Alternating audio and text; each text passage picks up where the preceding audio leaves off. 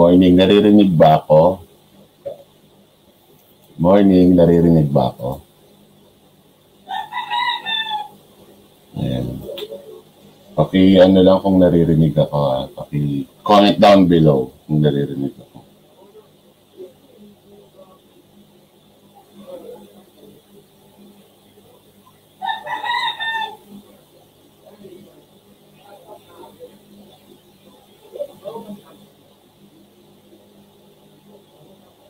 Ayan, salamat. Naririnig ako. Okay, 2 minutes. Start tayo ng 2 minutes ha. May magandang Lunes sa inyong lahat. I hope you're doing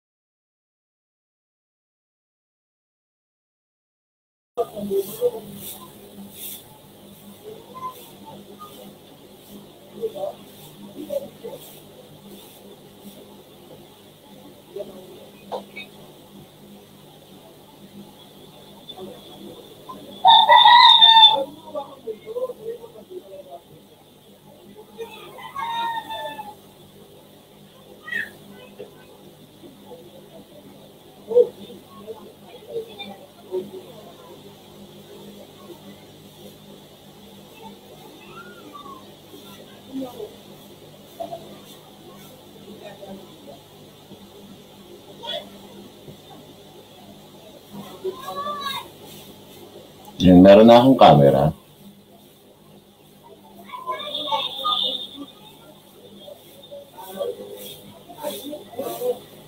May camera na ako.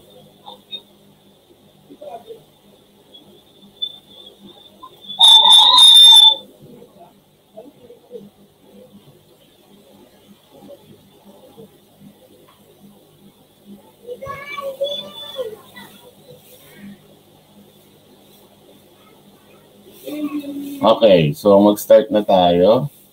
So bago tayo mag-start, let's do a first review sa our topic last week. Okay?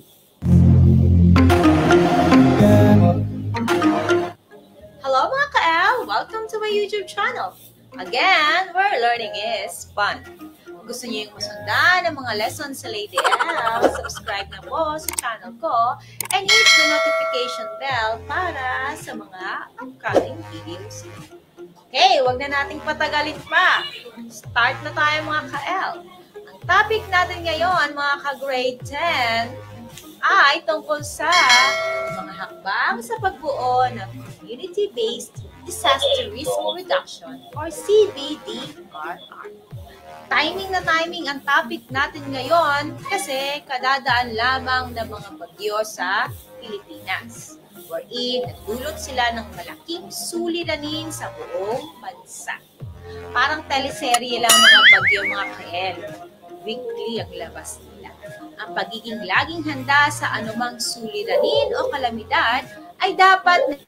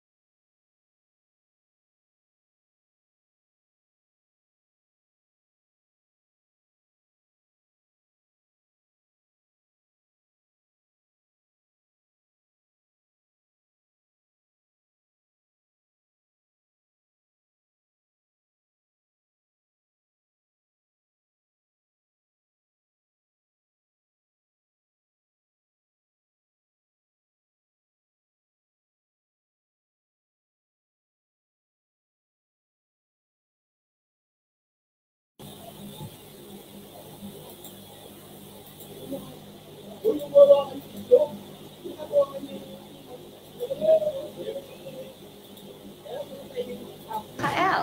Ang topic natin ngayon mga ka-grade 10 ay tungkol sa mga hakbang sa pagbuo ng Community-Based Disaster Risk Reduction or CBDRR. Timing na timing ang topic natin ngayon kasi kadadaan lamang ng mga bagyo sa Pilipinas, wherein nagdulot sila ng malaking suliranin sa buong bansa. Parang teleserye lang mga bagyo. Ang topic natin ngayon ang pagiging laging handa sa anumang suliranin o kalamidad ay dapat na isasagawa ng bawat mamamayan upang mabawasan o maiwasan ang anumang epekto ng mga ito sa buhay nating mga tao. Sa araling ito, pag-aaralan natin ang mga hakbang sa paghahanda upang maging gabay sa anumang hindi inaasahang suliranin o kalamidad. Sa pagtatapos ng araling ito, ikaw ay inaasahang maunawa ng mga konsepto na may kaugnayan sa pagsasagawa ng CBDRRF plan. Ipapaliwanag ang mga hakbang sa pagsasagawa ng CBDRRF plan at isasagawa ang mga hakbang. Okay, so dito tayo sa mga hakbang sa pagbuo ng Community-Based Disaster Risk Reduction o CBDRRF. First phase tayo o unang punto o tinatawag nating Disaster Prevention and Mitigation. Sa bahaging ito ng Disaster Management Plan, tinataya ang mga hazard at kakayahan ng pamayanan sa pagharap sa iba't ibang suliraning kapaligiran. Mula sa mga impormasyon na nakuha sa pagtataya ay bubuo ng plano upang maging handa ang isang pamayanan sa panahon ng sakuna at kalamidad. Isinasagawa ang Disaster Risk Assessment kung saan nakapaloob dito ang Hazard Assessment, Vulnerability Assessment, at Risk Assessment. Tinataya naman ang kakayahan at kapasidad ng isang komunidad sa pamamagitan ng Capacity Assessment. Bakit kailangang mauna ang pagsasagawa ng pagtataya sa yugto ng Prevention and Mitigation? Ito ay dahil kailangang maunawaan ng mga babalangkas ng plano kung ano ang mga hazard, risk, at sino at ano ang maaaring apektuhan at masalanta ng kalamidad. Nobody knows right, diba? Number 1, hazard assessment. Ang hazard assessment ay tumutukoy sa pagsusuri sa lawak, sakop, at pinsala na maaaring ganasin ng isang lugar kung ito ay mahaharap sa isang sakuna o kalamidad sa isang partikular na panahon. Ang dalawang mahalagang proseso sa pagsasagawa ng hazard assessment ay ang hazard mapping at historical profiling or timeline of events. Ang hazard mapping ay isinasagawa sa pamamagitan ng pagtukoy sa mapa ng mga lugar na maaaring masalanta ng hazard at mga elementong tulad ng gusali, taniman, kabahayan na maaaring mapinsala. Sa historical profiling naman or timeline of events, gumagawa ng historical profile o timeline of events upang maipakita kung ano-anong mga hazard na nararanasan sa isang komunidad, gaano kadalas at kung alin sa mga ito ang pinakamakakasal. Vulnerability at Capacity Assessment or BCA. Sa pamamagitan ng BCA, masusukat ang kahinaan at kapasidad ng isang komunidad sa pagharap sa iba't ibang hazard na maaaring maranasan sa kalagayan. Sa vulnerability assessment din, ay tinataya ang kahinaan o kakulangan ng isang tahanan o komunidad na harapin o bumangon mula sa pinsalang dulot ng hazard. Ang pagiging vulnerable na isang lugar ay nangangahulugang mayroon itong kakulangan sa mga nabanggit na kategorya. Tulungan ito, nagiging mas malawak ang pinsala na dulot ng hazard. Halimbawa, ang isang komunidad ay walang pakialam, dead McGells, sa mga programang pangkaligtasan ng kanilang pamumukan. Hindi nila alam ang kanilang gagawin sa panahon ng sakuna o kalamidad. Kaya dapat minsan talagang mas mangialam tayo sa mga nangyayari sa ating kapaligiran. Ayon kay Marquez at Moshe, 2004, sa pagsasagawa ng vulnerability assessment, kailangan suriin ang mga sinusunod. Elements at risk, people at risk, at location of people at risk. Samantala, sa capacity assessment naman, ay tinataya ang kakayahan ng komunidad na harapin ang iba't ibang uri ng hazard. Ayon kina Anderson at Woodrow noong 1990, mayroong tatlong kategorya ang vulnerability. Ito ay ang pisikal o material, punan, at pag-uugali tungkol sa hazard. Sa pisikal o material na aspeto, suri ko ang mga mamamayan ay may kakayahan na muling iayos ang mga istruktura tulad ng bahay, pahalan, o gusaling pagpamahalaan, kalsada, at iba pang nasira ng kalangitan.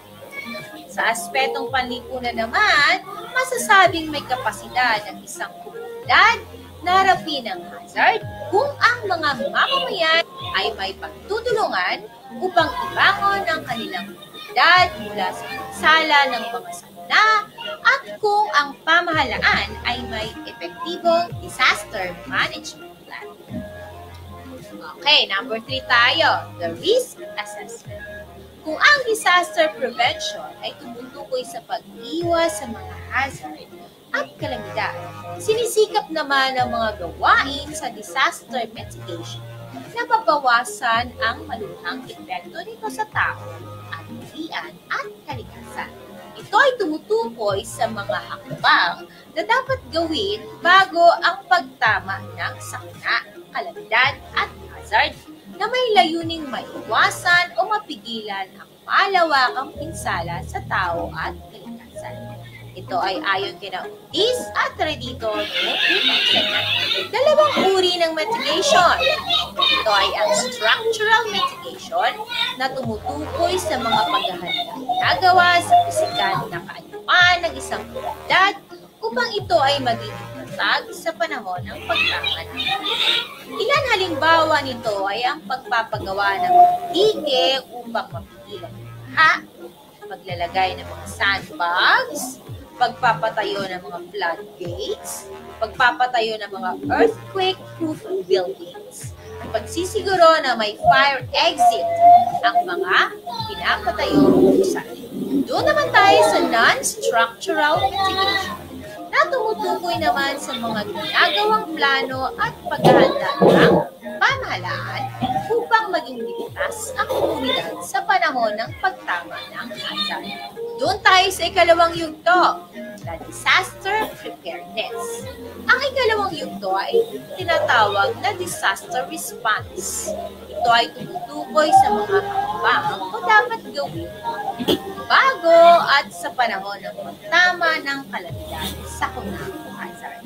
Ito ay may tatlong kamunan na inform or magbigay kaalaman tungkol sa hazard, risk, capability, at physical na katangian ng Number 2, advice.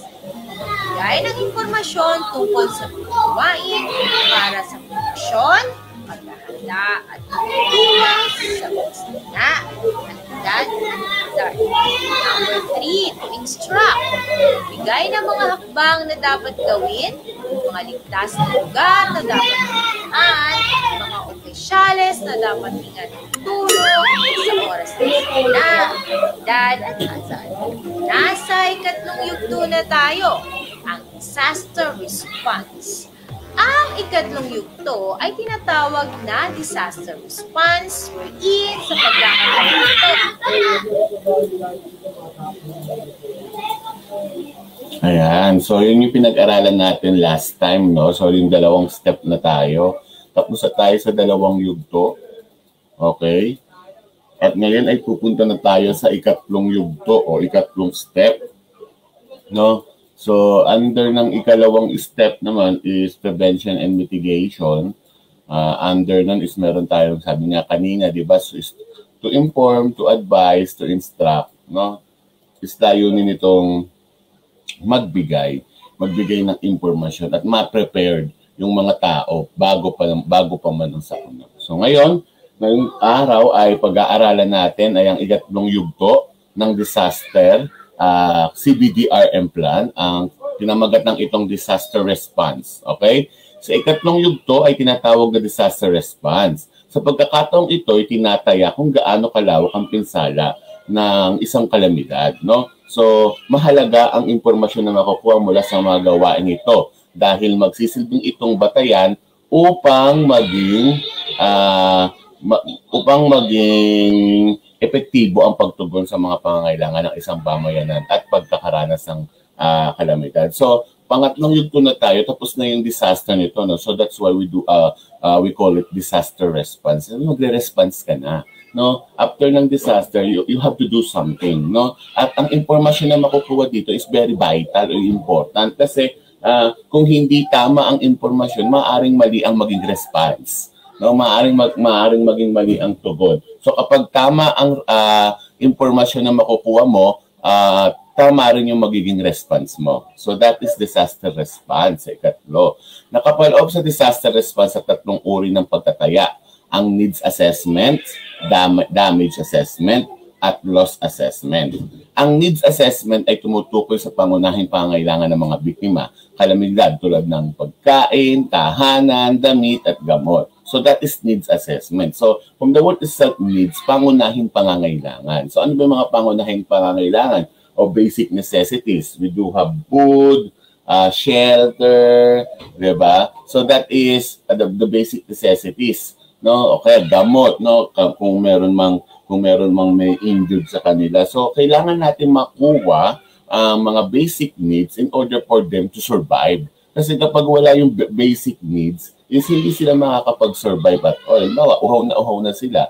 So maaring maka-apekto sa kanila yon, no? Maka-apekto sa kanila pag uhaw na sila o gutom na sila. So kailangan nating makuha ang mga needs o mga pangangailangan nila o makita o matanong kung ano yung mga pangangailangan nila para makapag-response tayo ng maayos. So that is needs assessment.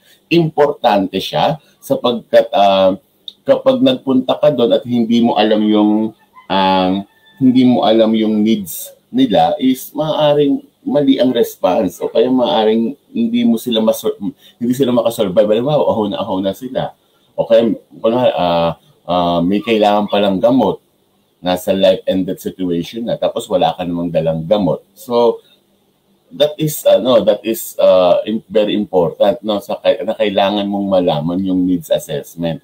Kasi halimbawa nung nakaraan sa bagyo nitong nakaraan,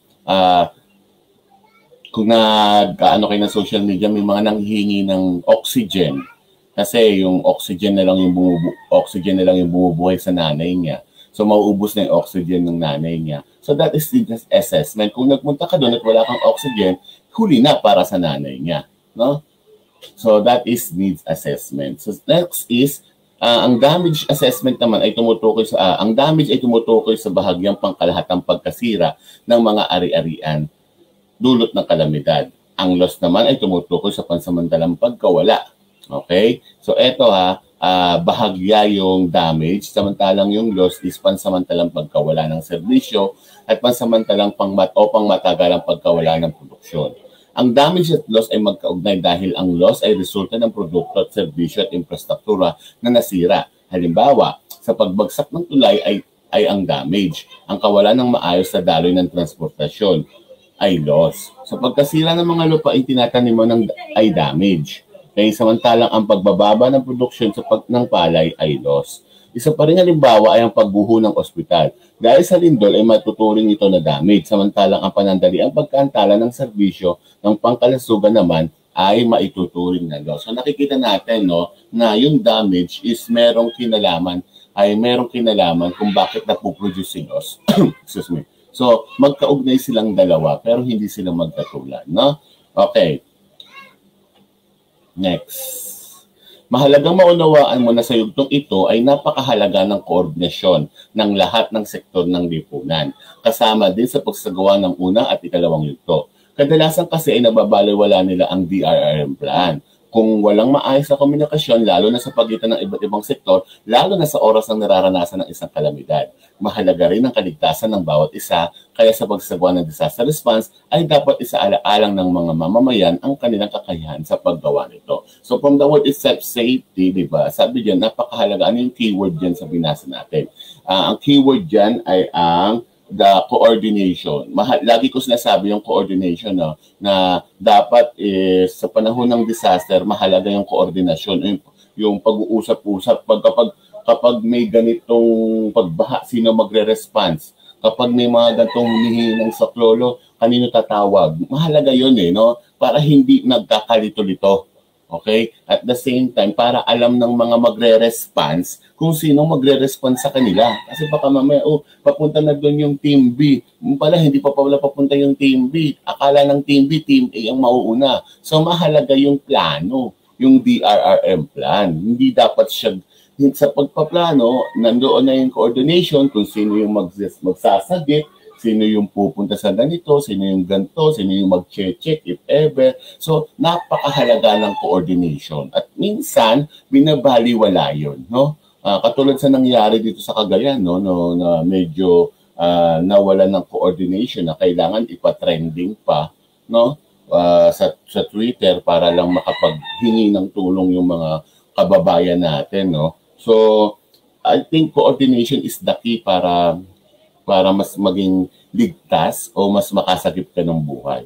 Siyempre, kapag ikaw liligtas, ikaw respondent ka, nagre-responde ka, importante na ikaw ay mismo ay safe.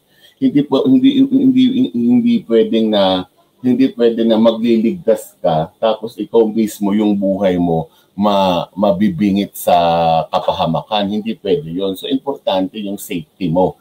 Okay? Importante yung safety mo. Kaya nga 'di ba minsan yung sa Cagayan din pinapapatay yung generator ng mga gising pa kasi ko noon madaling araw. No? Pinapapatay yung generator ng mga taga Cagayan kasi may mga nakukuryente daw na rescuer. No, papatay niyo yung ganyan-ganyan. Nagagalit na yung mga netizen kasi may live yung isang Cagayanan ba tawag doon sa mga sa citizen ng Cagayan.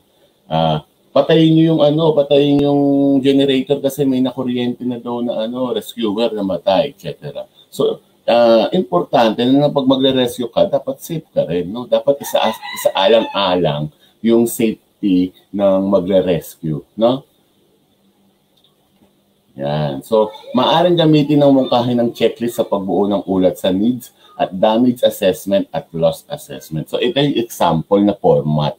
No, ito yung example na format.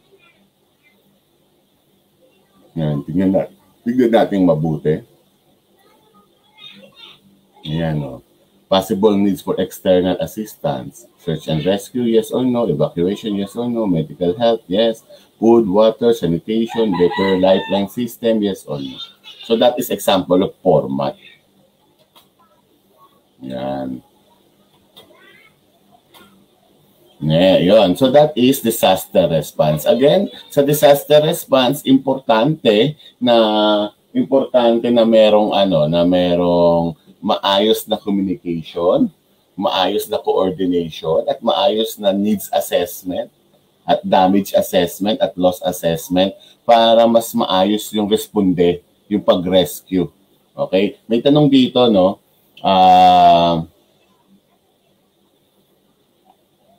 Kasi na ba yung tanong kanina? Wait lang. Ayan. May tanong, no? Bakit daw importante yung maayos na needs assessment? Bakit importante yung maayos na o tamang needs assessment? Sige nga, comment down below. Bakit importante yung may tama kang needs assessment, loss assessment, damage assessment sa disaster response? Sige nga, paki-comment down below. Baka natutulog na kayo dyan. Sige, comment down below. Anong importante? Bakit siya importante?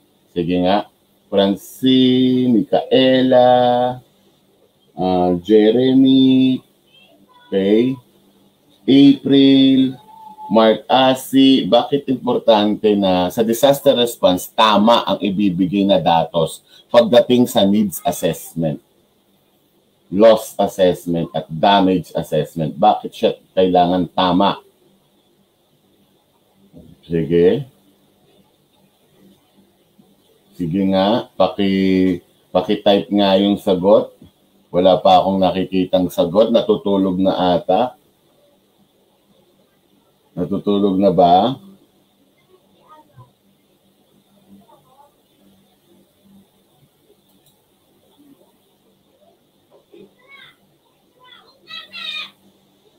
Asi? Francine? Bakit importante na tama? Parang walang mapahamak na tao, sabi ni Jeremy. Very good, no? Sa isa yun, no, na kapag hindi tama yung mga data mo, maaring may mapahamak na tao, no? Sabi ko nga kanina, di ba? Kapag kailangan ng life and death situation niya, tapos kailangan ng gamot, tapos hindi naman pala tama yung gamot na naibigay mo, mamamatay siya, di ba? So tama, Jeremy, very good, no? Next is walang mapahamak na tao. Okay, sabi rin ni Micaela Capili. O so parehas yun, no? Tama, para walang mapahamak na tao. At the same time is para tama yung response mo, no? Para hindi ka na pabalik-balik at all, di ba? Kumbaga pag isang punta mo na dyan, shoot na agad lahat. Tama na agad lahat ng gagawin mo. Okay, Francine Joyce, para walang mapahamak, sir. Okay, so that is disaster response. So sa ika-4 at ikahuling yugto, glass is, ito panghuli na to, no? Is tinatawag din itong yugto na to na rehabilitation. So sa yugto na ito ng disaster rehabilitation and recovery is, sa itong ito, yung mga hakbang at gawain ay nakatuon. So tapos na to. Okay? Tapos na yung disaster dito. Kung kanina, response is nagre-responde ka na during the disaster. Eto, tapos na. Rehabilitation and recovery. From the word is recovery, recover. Magre-recover ka na. You build back better. Parang magbi-build ka na into normal, no? So sa yugtong ito, mga hakbang at gawain ay nakatuon sa pagsasaayos ng mga nasirang pasilidad, istruktura, at mga naantalang pangunahing serbisyo. So, yung mga nasira, gagawin mo na nasirang tulay, nasirang daan, walang kuryente, dapat mapabalik na, walang tubig, dapat mapabalik na. Kasi ayun yung mga pwedeng mangyari after disaster, no? So, manunumbalik sa dating kaayusan at normal na daloy ang pamumuhay ng isang nasarantanang komunidad. Halimbawa, dito ay ang panunumbalik ng sistema ng komunikasyon, yung mga signal, wag wala na, di ba? Kailangan mapanumbalik yun. Transportasyon, no? Yung daan dapat maayos na. Supply ng tubig o kuryente, pagkukumpuni ng bahay, supply ng pagkain, damit at gamot. Kabilang din dito sa pagbabantay ng presyo ng mga pangunahing bilihin. So, importante mabantayan mo yung presyo ng bilihin sapagkat kapag may mga sako ng ganito, minsan yung mga tao sinasamantala, no? Tinataasan yung presyo, no? Kasi sila lang ang mabibilan. So, hindi dapat ganon. So, dapat nababantayan pa rin yung presyo ng mga pangunahing bilihin, pagkain, tubig, no? Gamot. No, kailangan normal pa rin yung presyo. At pagkakaloob ng psychosocial services. Yung psychosocial services is ginagawa siya para yung mga na-trauma, no, yung mga na-trauma na mga bata, na mga matatanda is hindi masira yung sanity, yung pag-iisip, yung sanity, yung kaisipan nila. Minsan kasi parang dahil na-trauma ka na, baka mamay maka-apekto sa iyo at mabaliw ka, no? So that is psychosocial services, no? Parang it's as activity na kung saan is inaalalayan yung sanity mo, yung damdamin, emosyon, yung pag-iisip mo na para hindi siya, kung naapektuhan man siya, is para magbalik normal siya, na it's maintindihan mo na okay lang na hindi ka maging okay. No? Kasi minsan, akala natin hindi okay na maging okay. Okay lang na hindi ka maging okay. Kasi may disaster naman, no? Pero pagtapos ng disaster, you have to do something para makapunta ka ulit, maging normal ka ulit, no? Sa psychosocial services, na tinitignan dyan yung na sinasabi lagi dyan na okay lang na hindi ka maging okay kasi may disaster naman. Pero after that, laban, mag-back to normal ka, no? So, ang psychosocial services upang madaling malampasan ng mga biktima ang kanilang dinanas na trahedya. Okay. Noong 2006, ang Interagency Standing Committee o IASC ay nabinubuo ng iba't ibang NGO, Red Cross at Red Crescent Movement, International Organization for Migration or IOM, World Bank at mga ahensya ng United Nations ay nagpalabas ng preliminary guidance note.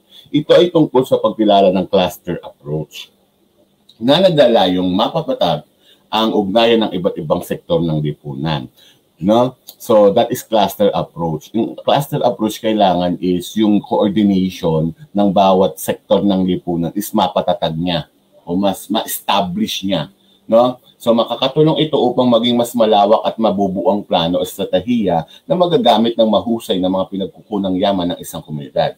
Ginagamit ng batayan ng National Disaster Coordinating Council o NDCC ang cluster approach sa pagbuo ng sistema para sa paghaharap ng mga sakuna, kalamidad, hazard sa Pilipinas. Noong May 10, 2007, ipinalabas ng NDCC Circular Number 5/2007.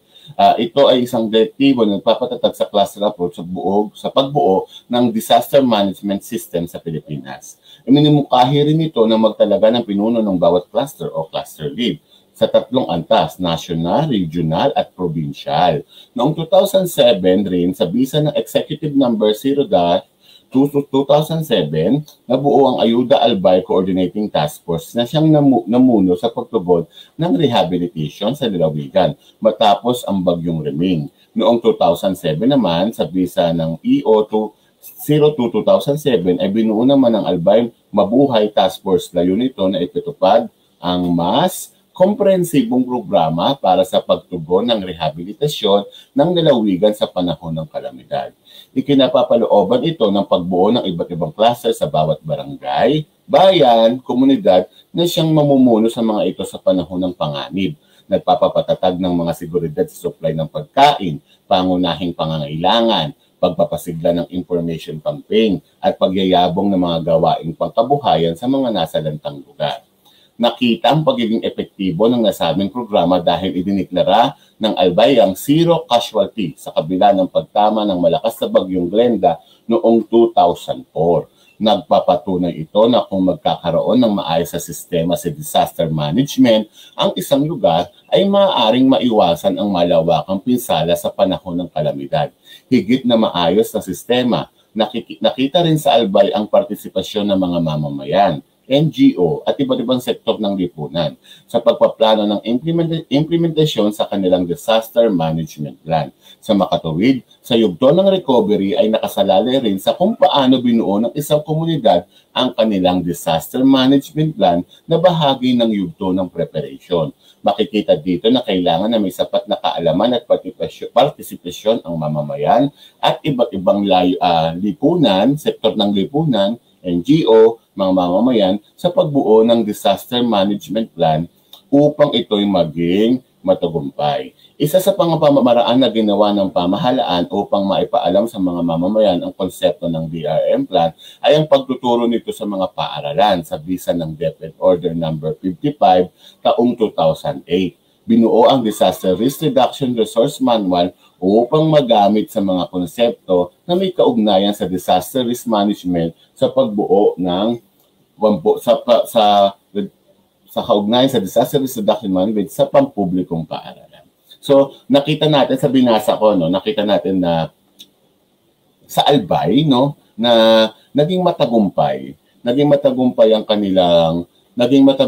kanilang paghahanda, no, basta may tamang coordination, tapos yung bawat sektor ng lipunan, sektor ng edukasyon, sektor ng health, NGO, mamamayan, tapos yung mga business establishment, basta meron lang tamang coordination at napapatatag lang yung samahan nila at yung may tama rin na pagpaplano tungkol sa disaster is mas maayos, no, yung magiging resulta. Kita mo sa Albay na kahit na tinamaan sila ng bagyo, still zero casualty sila.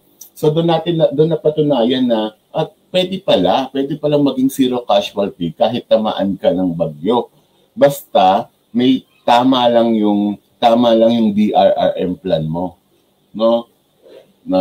Na-inform mo yung mga tao, basta yung nasunod lang yung mga step o yung mga yugto na sinabi kanina. Basta tama lang is tama rin pala yung mangyayari, no? Ayos lang pala yung mangyayari o wala palang mapapahamak basta may pagkakaisa, na plano na, tapos yung mga bawat sektor ng lipunan is may matibay na relasyon o mag-uusap, no? Magiging zero casualty pala. So tama pala. At isa sa mga ginawa ng pamahalaan is yung sa disaster is ipinasok niya dito sa edukasyon, no? Katulad ng sinasabi ko sa inyo, ginagawa natin ngayon is ito yung parte ng information campaign para lang mapalawak ang kaalaman ng mga tao tungkol sa disaster risk reduction management. Okay? Itong DepEd Order number 55 na taon 2008. Okay. So that's it, no? So meron tayong apat, no? Sa apat natin is number 1 is disaster prevention and mitigation. Yan ang unang yugto. Sa ikalawang yugto is disaster preparedness, disaster response, at disaster rehabilitation and recovery. So yan yung apat na step para sa pagbuo ng CBDRM plan. CBDRRM plan. No? So para mas maging ligtas sa anumang sakuna, prevention, preparedness, response, rehabilitation, and recovery. Okay. So that's it. So bago tayo, wait lang.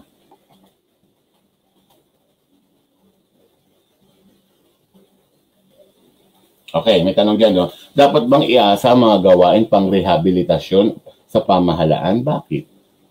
Dapat bang iasa ang mga gawain pang rehabilitasyon sa pamahalaan? Bakit? Tanong dyan, no? Yung pag sinabi natin rehabilitation, magre-recover ka na pagtapos ng disaster. Dapat ba siyang iasa daw? Comment down below nga. Dapat bang iasa ang mga gawain pang rehabilitasyon lahat sa pamahalaan? Bakit? Iaasa mo ba lahat sa pamahalaan? Comment down kung iaasa mo.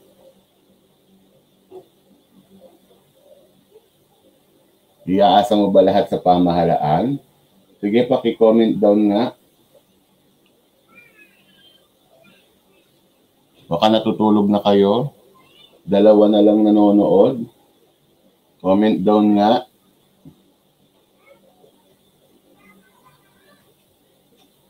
Sa dalawa na yan, dapat bang iasa sa lahat sa pamahalaan yung sa panahon ng rehabilitation? Iasa mo ba lahat sa pamahalaan yon? Hindi. Bakit, Francine? Bakit hindi? Si Francine na lang estudyante ko. Siya na lang ba? Siya na lang matino kong estudyante lagi sa online. Nasaan na iba? Bakit hindi po, sir? O bakit, Micaela? Bakit hindi? Dalawa na lang ba kayo estudyante ko dito? Bakit hindi? Bakit kailangan hindi mo iasa lahat?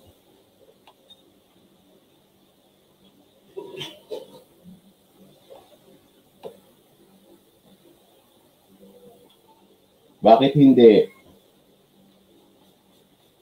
Sige, comment down below. Bakit hindi? Micaela at Francine.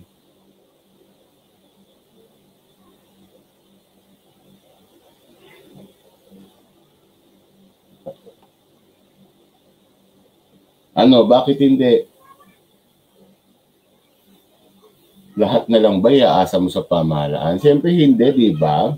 So you have to do something, di ba? Kailangan tulungan mo rin yung sarili mo para makabalik ka sa normal. Kasi kung iasa mo lahat sa pamahalaan at ang dami-dami natin, pwede kang suportahan ng pamahalaan, pero kasi hindi lahat ng bagay pamahalaan lang tayo aasa. Yes, very good, Francine. Hindi lahat, no? You have to do something, no? Kasi kung tama ang DRRM plan mo, hindi mo lahat iaasa sa pamahalaan. May plano ka na agad, no? Tungkol doon. So, very good, Francine.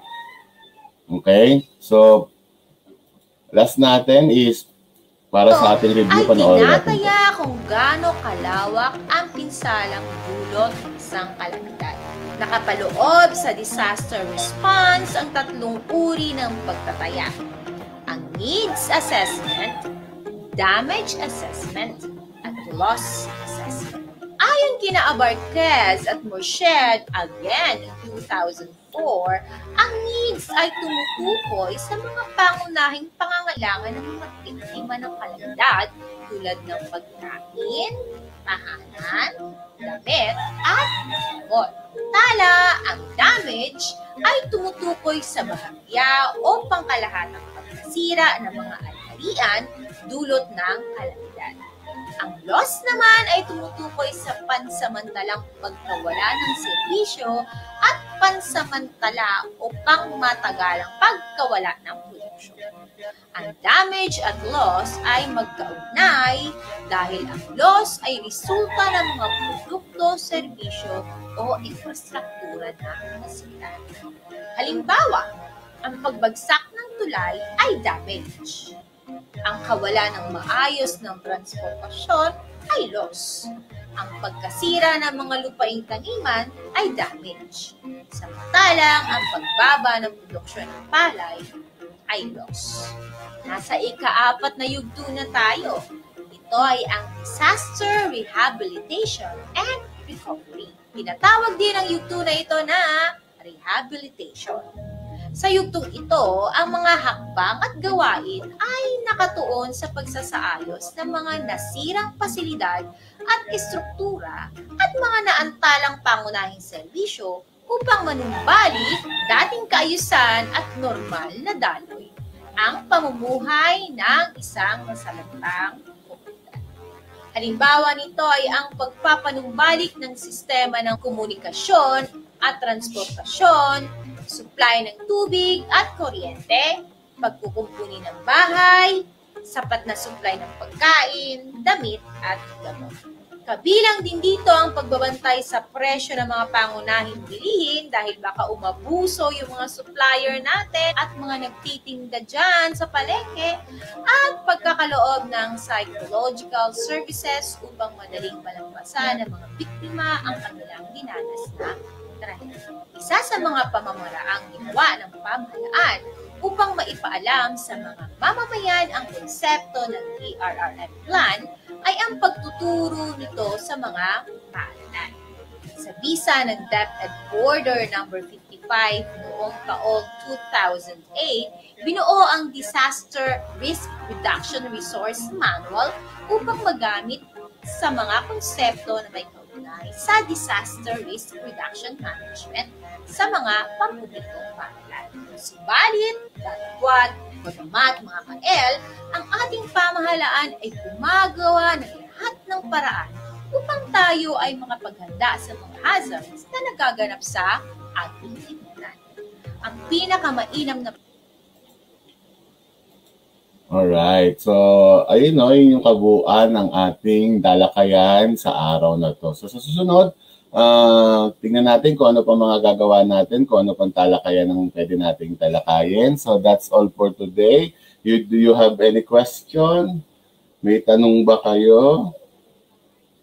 Meron ba kayong tanong? May tanong? May tanong, kung walang tanong, that's all for today. Magandang umaga sa ating lahat. Okay? Francine, yung attendance natin, don't forget ha. Yung attendance, Francine. Mag-attendance lagi, Francine ha.